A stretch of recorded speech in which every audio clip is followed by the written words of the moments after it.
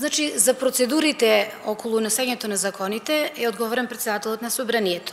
Ние, како парламентарно мнозинство, предводено од Социјалдемократскиот сојуз на Македонија, сме убедени, доколку ги исполниме реформските приоритети, ќе добиеме безусловната препорака за отпочнување на преговори со Европската Унија.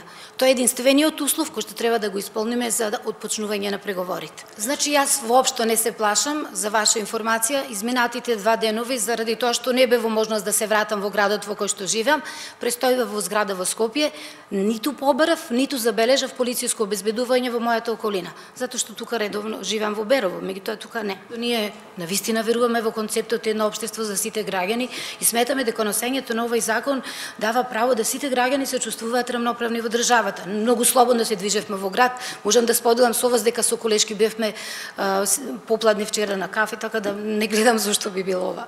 Согласно членот 75 од Уставот на Република Македонија, председателот на државата Ѓорѓе Иванов е должен да го потпише указот за законот за јазиците.